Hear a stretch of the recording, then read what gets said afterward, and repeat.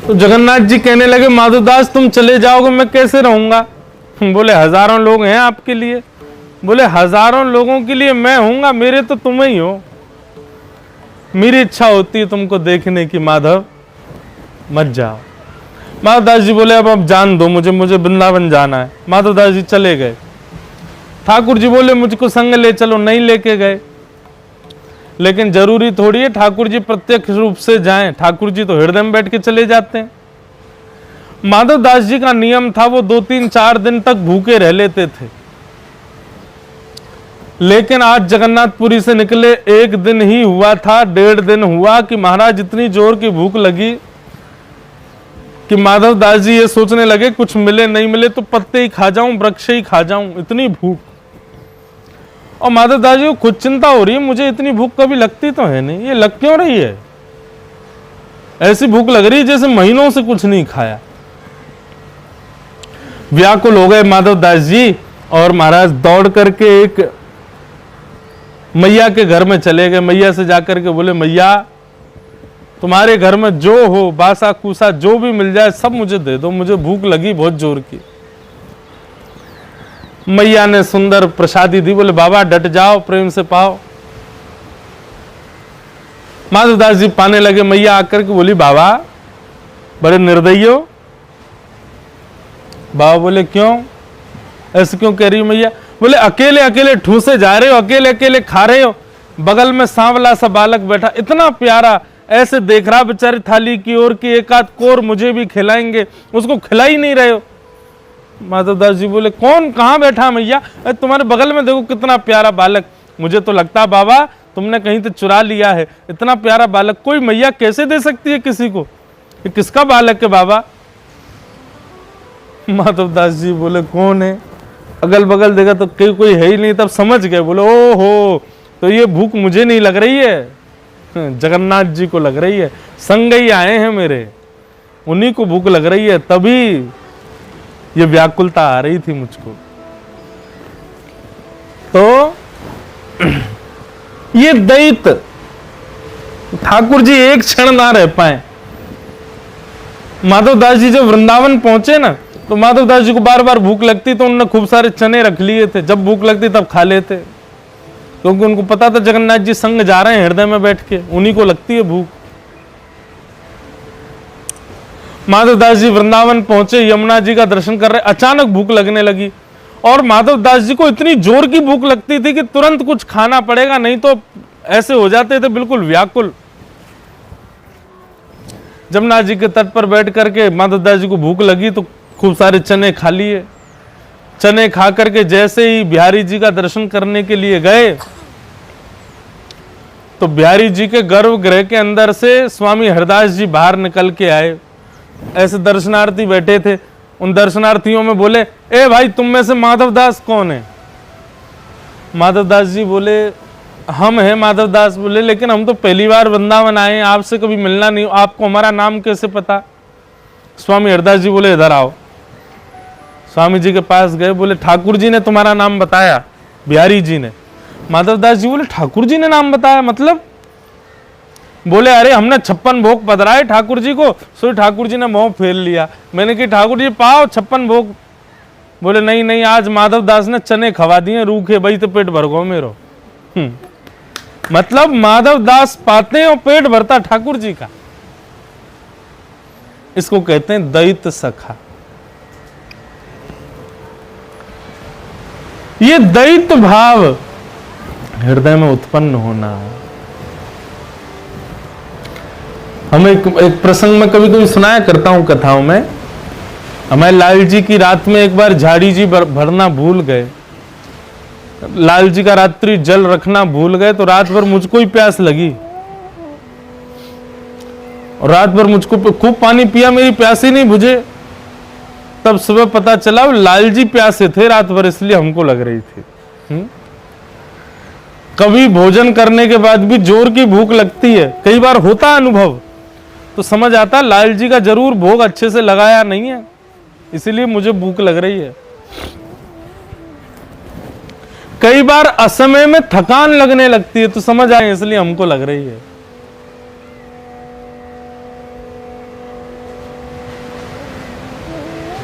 बड़े भाव, जो ये दैत भाव आ जाए हृदय में, इसको समझो कि ये भक्ति की चरम स्थिति है। तो दैत सखा, भगवान के दैत सखा हैं श्री उद्धव जी महाराज, और यही दैत भाव गोपियां कहती हैं ठाकुर जी के लिए। शिष्यो बृहस्पतिर साक्षात् उद्धवो बुद्धि सत्तम। बृहस्पति के साथ साक्षात शिष्य श्री उद्धव जी भगवान के परम प्रिय हैं। यदुवंशियों को जब श्राप लगा, तो श्राप लगने पर सब यदुवंशी रोते रोते भगवान कृष्ण के पास गए और जाकर के कहने लगे, पुरिया धनाश्री। यदुवंशियों ने जाकर के कहा, भगवान हमारे श्राप को विमुक्त करो। तो भगवान ने सब यदुवंशियों से कहा कि भाई एक ही उपाय है। बोले क्या? हमारे गुजरात में सौराष्ट्र नाम का एक स्थान, हमारे सौराष्ट्र में सोमनाथ नाम के एक महादेव हैं। यदि उनका जाकर के भजन किया जाए। और भागवत में एक बात और लिखी है बंधुओं, जब यदुवंशियों को श्राप लगा तो भगवान ने यदुवंशियों को आज्ञा की कि विपत्ति की स्थिति में यदि चाहते हो कि जल्दी विपत्ति टल जाए तो जितना हो सके दान करना प्रारंभ कर दो। जैसे ही जीवन में विपत्तियों का आक्रमण हो, बहुत विपत्तियां आ जाएं, तो क्या करें? दान करो। अन्न का दान, जल का दान, अन्न का दान, वस्त्र का दान, धन का दान, जो दान कर सको जितना हो सके दान में प्रवृत्ति लिया। जैसे ही लगा बिजनेस में लॉस हो रहा है तो दान करना प्रारंभ करो। जैसे ही लगा परिवार में अब सबके मन में खटास सी आ रही है, दान करो। ठाकुर जी स्वयं श्रीमद् भागवत में कहते हैं यदुवंशियों से, विपत्ति की स्थिति में जितना हो सके दान करो, अगर चाहते हो कि विपत्ति जल्दी टले जाए। तो भगवान ने सब यदुवंशियों को कहा कि भैया चलो सोमनाथ चलेंगे, वहां जाकर के महादेव की प्रार्थना करेंगे और खूब ब्राह्मणों को दान करेंगे। विपत्ति के समय में दान करने से विपत्ति जल्दी टल जाती है। अच्छा एक बात बताएं, यदुवंशियों को जिस दिन श्राप लगा था ना, उस दिन जन्माष्टमी थी, उस दिन ठाकुर जी का जन्मदिन था। भागवत में वर्णन आता है कि जन्माष्टमी का दिन था और सब देवता आकर के भगवान की स्तुति गा रहे थे। और भगवान की कौन सी जन्माष्टमी थी? 125वीं। ठाकुर जी 125 वर्ष के हुए थे। तब देवताओं ने आकर के भगवान से प्रार्थना की, ठाकुर जी आप जिस कार्य के लिए आए हो वो पूर्ण हो गया। आप धर्म की स्थापना करना चाहते थे, आदि आदि भाव सब पूर्ण हो गए, अब वापस वैकुंठ को चलिए। तब भगवान ने कहा कि मुझे बड़ी चिंता है। बोले क्यों? बोले मैं चला गया तो मानव कल्याण कैसे होगा, मेरे जाते ही ये वैष्णव कैसे रहेंगे। तब ब्रह्मा जी श्रीमद् भागवत में कहते हैं कि भगवान आप चिंता मत करो, आपकी संपूर्ण लीला जन्म से लेकर के और आपके अंतर ध्यान होने तक की पूरी जो लीला है, ये लीला का कोई वाचन करेगा और कोई बैठ करके सुनेगा, इसी से ही मानव का कल्याण हो जाएगा। इसलिए अब आपको धराधाम पर रहने की आवश्यकता नहीं, आप चलो। ये पृथ्वी पर अब पाप बढ़ता जा रहा है, भगवान आप चलो, आपकी लीला ही कल्याण कर देगी सबका। उसी समय की बात थी। बस इतना कहकर के ब्रह्मा जी आदि सब गए। इतने में ही यदुवंशी दौड़े दौड़े आए और आकर के बोले, ठाकुर जी हमारे पूरे कुल को श्राप लग गया। ये सब भगवान के विचार से होता है। ब्रह्मा आदि देवताओं ने आकर के कहा, भगवान ने विचार कर लिया कि ठीक है अब जाना चाहिए। ठाकुर जी के सोचते ही सब हो जाता है। सोचते ही यदुवंशियों ने ऐसा कुछ किया कि श्राप लग गया। यदुवंशियों ने जाकर के भगवान से प्रार्थना की कि भगवान अब श्राप से हमको दूर करो। भगवान ने सोमनाथ जाकर के दान पुण्य और शंकर जी की आराधना करने का भाव बताया। क्यों? क्योंकि सोमनाथ भगवान साक्षात सोमेश्वर महादेव। हमने सोमनाथ भगवान को अपने मानस जी का गुरु माना है। हमारी भागवत के गुरु जी हैं द्वारिकाधीश, क्योंकि पहली भागवत द्वारिका में हुई, और हमारे मानस के गुरु जी हैं सोमनाथ। पहली राम कथा सोमनाथ में हुई, हमारे मानस के गुरु जी सोमनाथ ही हैं। तो भगवान ने बताया कि भैया ये सोमेश्वर महादेव जो हैं, इन्होंने चंद्रमा के श्राप को, जो कि 15 दिन में अपने रूप से विहीन होने का श्राप चंद्रमा को लगा था कि हर 15 दिन में तुम अपने रूप से विहीन हो जाओगे, तो पुनश्च 15 दिन में तुम अपने रूप में आ जाओगे, ऐसा आशीर्वाद सोमनाथ भगवान ने दिया। तो 15 दिन में अमावस्या तक की यात्रा, फिर 15 दिन में पूर्णिमा तक की यात्रा। ये 15 दिन तो जो कृष्ण पक्ष होता है ये चंद्रमा का श्राप है, शुक्ल पक्ष होता है ये चंद्रमा का वरदान है। अभी शुक्ल पक्ष चल रहा है? चंद्रमा रोज, हमारी कथा शायद पूर्णिमा को, कार्तिक शुक्ल पूर्णिमा है। पूर्णिमा के दिन देखना और तेज समुद्र हो जाएगा, क्योंकि समुद्र के पुत्र हैं चंद्रमा। इसलिए अपने पुत्र को पूर्ण रूप में देख करके समुद्र नारायण का और इच्छा होती है कि इनके और समीप जाऊं, और तेज हो जाते हैं। अमावस्या में व्याकुल की वजह से तेज हो जाते हैं। बड़ी सुंदर भाव है हमारे शास्त्रों में। तो चंद्रमा को श्राप लगा है दक्ष प्रजापति का कि तुम अपने रूप से विहीन हो जाओगे, लेकिन उन्हीं चंद्रमा ने जब महादेव का यजन किया तो महादेव ने आशीर्वाद दे दिया कि 15 दिन आप श्राप में रहोगे, लेकिन 15 दिन बाद मेरा आशीर्वाद लगेगा कि आप फिर से पूर्ण हो जाओगे। ये कथा भगवान श्री कृष्ण यदुवंशियों को सुना रहे थे और कह रहे थे कि हम लोगों को भी श्राप लगा है, चलो सोमनाथ भगवान से जाके प्रार्थना करेंगे, वे कृपा करेंगे। ये सब बातें चल रही थी तो दूर कोने में बैठा उद्धव भगवान को तिरछी नजर से देख रहा था, और तिरछी नजर से मानो ऐसे देख रहा था जैसे चोरी पकड़ ली हो। सब यदुवंशी तो नाचने लगे, चलो सोमनाथ चलो सोमनाथ, सब उठ करके जाने लगे, लेकिन उद्धव उठ करके नहीं गए। भगवान बोले, उद्धव क्या बात है, क्या देख रहे हो? उद्धव जी कहते, मैं ये देख रहा हूं कि आप कितने बड़े चतुर हो, आप चतुरों के शिरोमणि हो नाथ। भगवान बोले, ऐसा क्यों कहते हो? बोले, महाराज आपकी द्वारिका ब्रह्मा की बनाई हुई पृथ्वी पर नहीं है, इसलिए यहां पर श्राप नहीं लगता है। यहां पर पाप पुण्य श्राप सूतक पातक ये सब कुछ भी नहीं होता, क्योंकि इन सब का भाव केवल ब्रह्मा की बनाई पृथ्वी पर होता है। यदुवंशियों को श्राप लगा ही नहीं, आप जबरदस्ती उनको श्राप लगवाने के लिए ले जा रहे हो सोमनाथ। मैं आपके इस भाव को समझ चुका हूं। जैसे ही उद्धव ने यह बात कही, भगवान ने जाकर के उद्धव को समझाया, नहीं उद्धव मत कहना। क्यों? मेरे बल का अभिमान है इन यदुवंशियों को।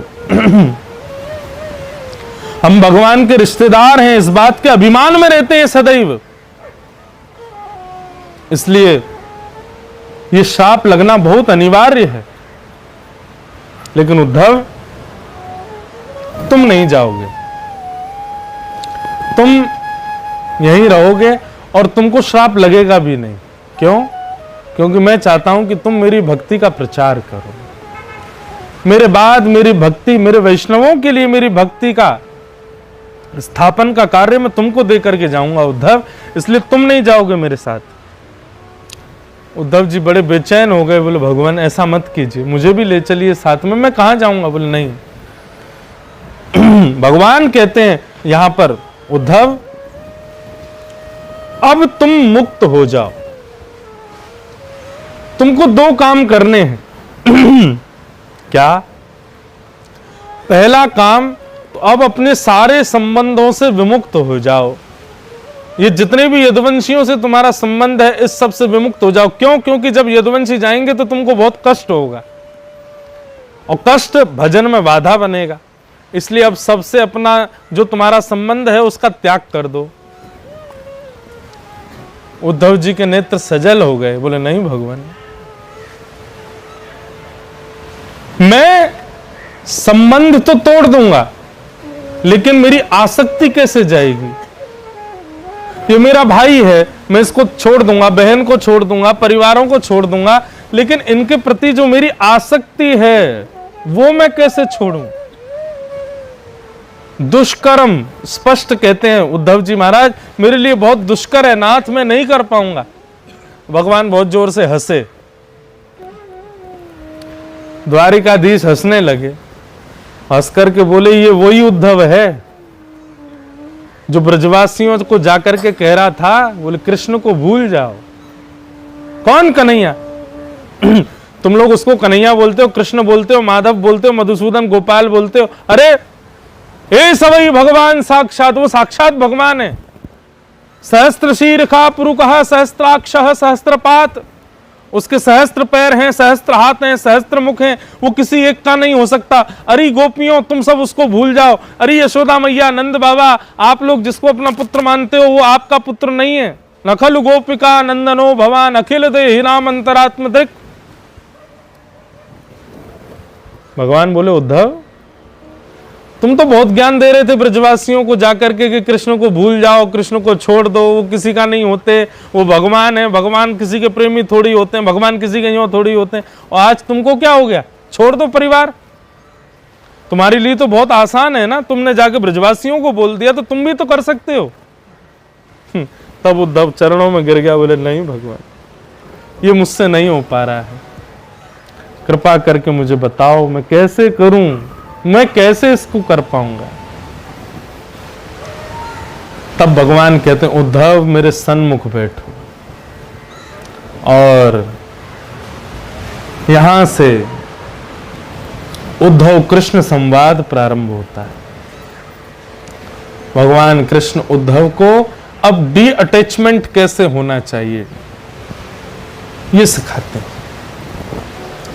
कैसे त्याग करना है ममत्व का, उसके लिए क्या क्या साधन होते हैं, क्या क्या योग होते हैं, क्या क्या करना पड़ता है, ये सब बात अब भगवान उद्धव को यहां समझा रहे हैं। भगवान कहते हैं उद्धव सबसे पहले यह समझो कि जिस आसक्ति को छोड़ने में तुम इतने दुष्कर अपने आप को समझ रहे हो वो आसक्ति हो कैसे जाती है। जब ये पता चल जाएगा कि तार लगा कहां है तो ये भी पता चल जाए, करंट आ रहा है तो तार लगा कहां, वहां से निकाल दो, करंट अपने आप खत्म हो जाएगा।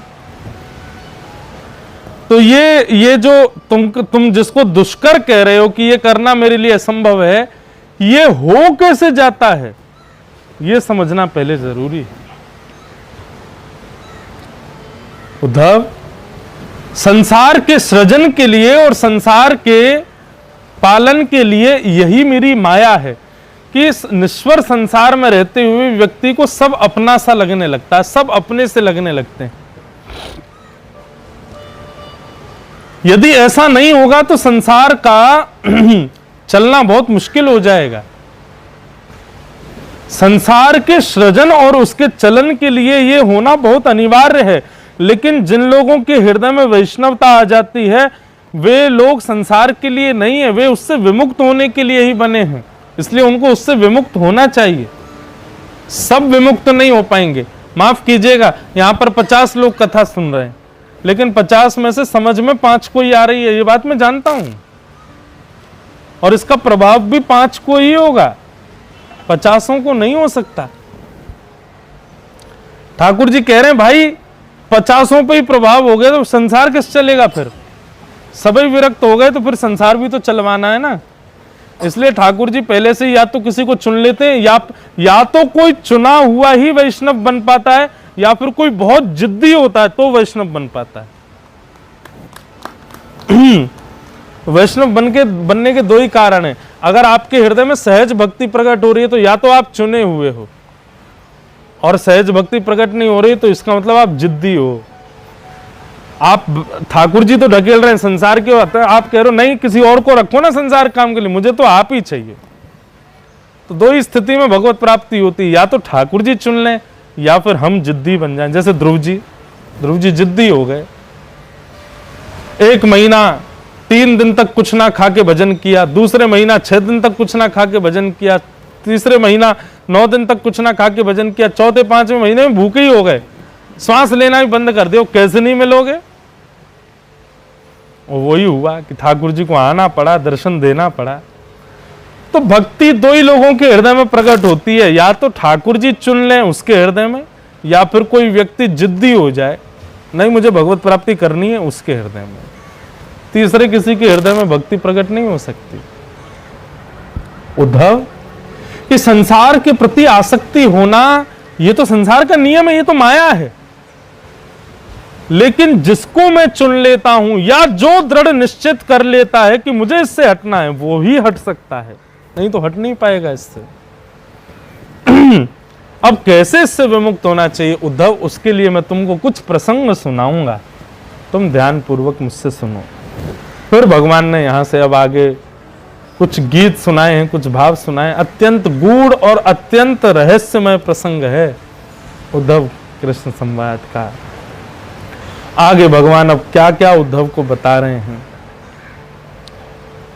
सबसे पहले भगवान उद्धव को भिक्षुक गीत सुनाते हैं। वहां पर एक भिक्षुक किस प्रकार संसार में उपेक्षित होकर के अपने आप को समझ जाता है कि मेरी स्थिति किस भाव की है, ठाकुर जी समझाते हैं। अपने पूर्वज पुरुरवा की कथा सुनाते हैं, ऐल गीत सुनाते हैं।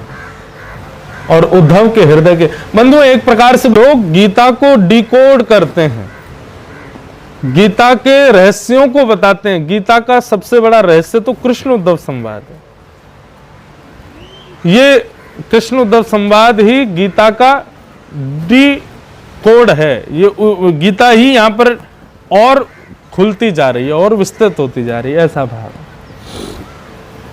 तो अब आगे जो गीत ठाकुर जी सुना रहे हैं वो हम लोग सुनेंगे। कुछ प्रश्न 3-4 और रह गए हैं, उनको भी श्रवण करेंगे। आओ 2 क्षण हरि नाम संकीर्तन करते हुए आज के मंगल भाव को विश्राम की ओर ले चलेंगे। आज एकादशी है, देव उत्थान एकादशी। आज देव उठते हैं, आज खूब सारे ब्याह भी हो रहे होंगे मंगल में, शुभ कार्य आज से सब प्रारंभ हो जाते हैं। जय जय राधे कृष्ण राधे गोविंद, जय जय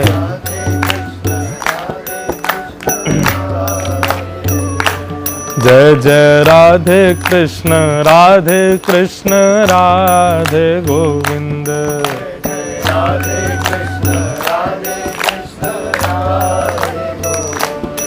जय जय राधे कृष्ण राधे गोविंद।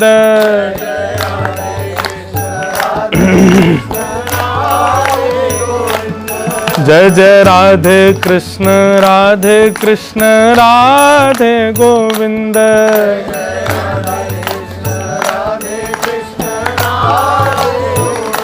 जय जय राधे कृष्ण राधे गोविंद।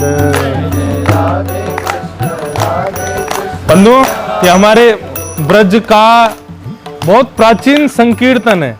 हम ब्रजवासी सब लोग जब एकजुट होते थे ब्रजमंडल में, तब ये गाते थे। बहुत सुंदर कीर्तन है, बहुत पुराना कीर्तन है वृंदावन का। केशव जी कल्याण गिरधर छविले लाल, केशव जी कल्याण जी को छैया। कैसा है? या को मुख देखे ते कटत यम फंद, या को मुख, हाँ हाँ, या को मुख देख।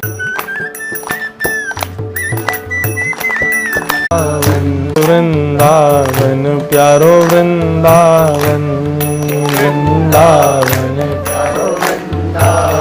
सब सुख सागर रूप उजागर रहे वृंदावन धाम। सब सुख सागर रूप उजागर रहे वृंदावन धाम।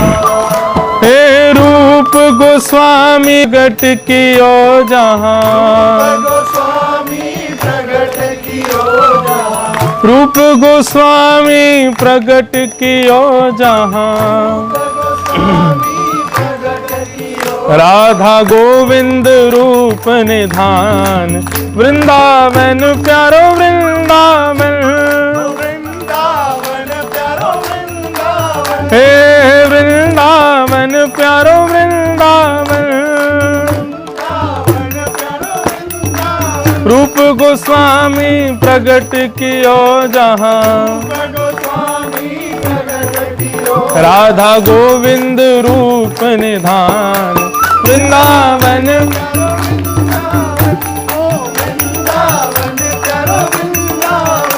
आज देव उठान एकादशी है, सातों देवन को अपने हृदय में मानो प्रकट कर लो। बोलो राधा गोविंद देव प्रभु की। सुख धाम प्यारो हो, प्यारो ब्रज जन मन सुख धाम। हे मदन मोहन को रूप निरख के, श्री मदन मोहन को रूप निरख के, सनातन बल बल जाय वृंदावन प्यारो वृंदावन। हे वृंदावन प्यारो वृंदावन। मदन मोहन को रूप निरख के, मदन मोहन को सनातन बल बल जाय वृंदावन प्यारो वृंदावन। हे वृंदावन प्यारो वृंदावन। गोपी ग्वाल सब ही और धारे प्यारो गोपीनाथ।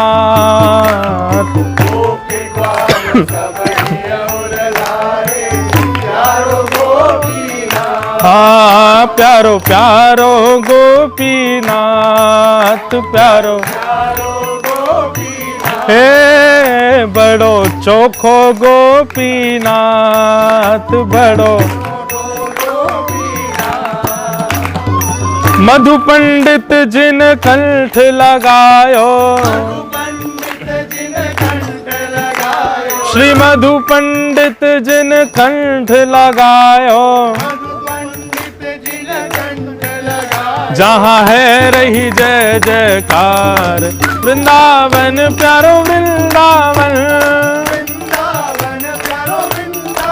हे वृंदावन मेरो वृंदावन। मधु पंडित जिन कंठ लगायो, जहाँ है रही जय जयकार वृंदावन प्यारो वृंदावन। हे वृंदावन मेरो वृंदावन।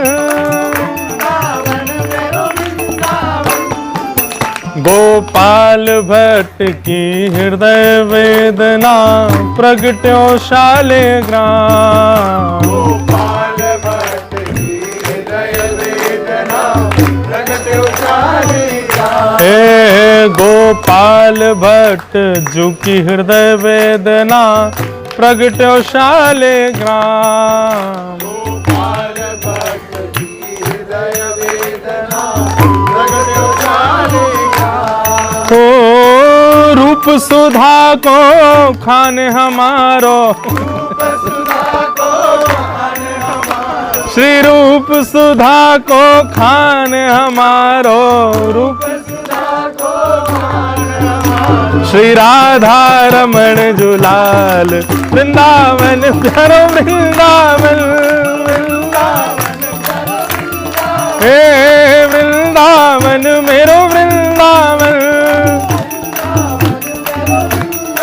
रूप सुधा को खान हमारो, रूप सुधा को श्री राधा रमण जुलाल। वृंदावन प्यारो वृंदावन,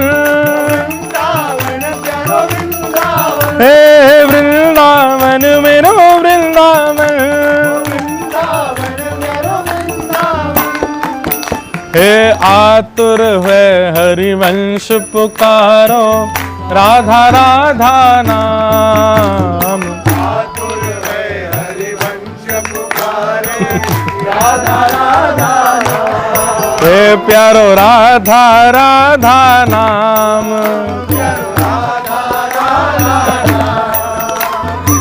सघन कुंज यमुना तट आयो,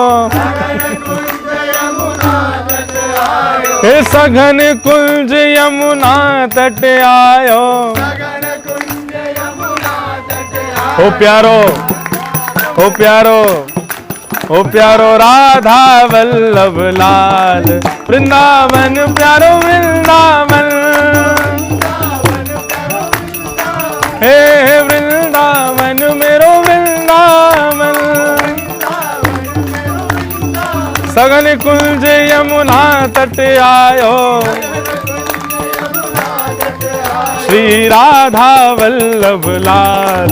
वृंदावन प्यारो वृंदावन, ओ राधा वल्लभ लाल की।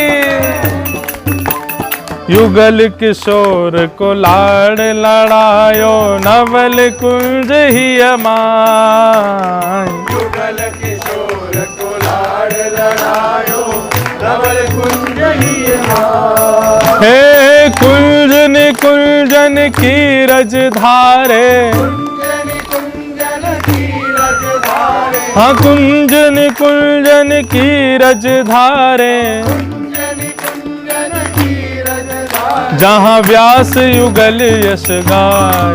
वृंदावन प्यारो वृंदावन, हे वृंदावन मेरो वृंदावन, कुंजन कुंजन की रज धारे। जहाँ व्यास युगल यश गाय। वृंदावन प्यारो वृंदावन, हे वृंदावन मेरो वृंदावन,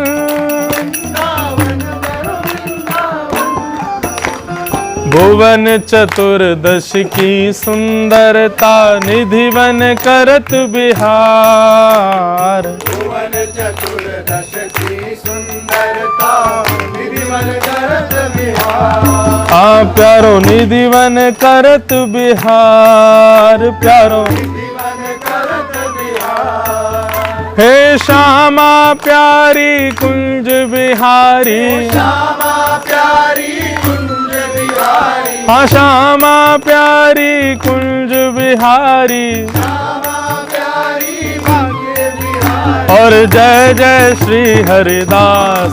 वृंदावन प्यारो वृंदावन, हे वृंदावन मेरो वृंदावन, श्यामा प्यारी कुंज बिहारी, हे श्यामा प्यारी बांके बिहारी।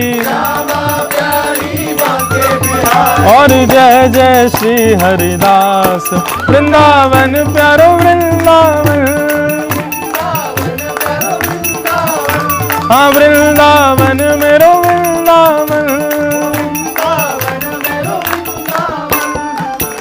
ओ जिनकी कृपा से यह रस प्रगटो, वृंदावन अभिराम। जिनकी कृपा से यह रस प्रगटो, वृंदावन अभिराम। ओ सप्त निधिन को ही उजियारो, सप्तनिधि को ही उजियारो। हम सबको प्राणन सो प्यारो, हम सबको प्राणन से प्यारो। यह आनंद करवावे वारो, यह आनंद करवावे बाग में बुलावे वारो, देव बाग में बुलावे वालो, हमारो गिरधर लाल। वृंदावन प्यारो वृंदावन, वृंदावन प्यारो वृंदावन, हे वृंदावन मेरो वृंदावन। वृंदावन मेरो वृंदावन, हो यह आनंद करवावे वारो, आनंद करवावे वालो, युगल कुलाड़ लड़ावे वारो, युगल कुलाड़ हे हमारो गिरधर लाल। वृंदावन प्यारो वृंदावन, वृंदावन प्यारो वृंदावन, वृंदावन प्यारो वृंदावन। श्यामा हृदय कमल सो प्रगट्यो, श्यामा हृदय और श्याम हृदय कुवार। वृंदावन प्यारो वृंदावन, हे वृंदावन मेरो वृंदावन। जय जय श्री राधे, जय जय श्री राधे, जय जय श्री राधे। बोल वृंदावन बिहारी लाल की, प्यारे गिरधर लाल की, अकिंचन कथा महोत्सव की जय, युगल लाल की जय, सब संतन की जय, समुद्र नारायण भगवान की जय। जय जय श्री राधे।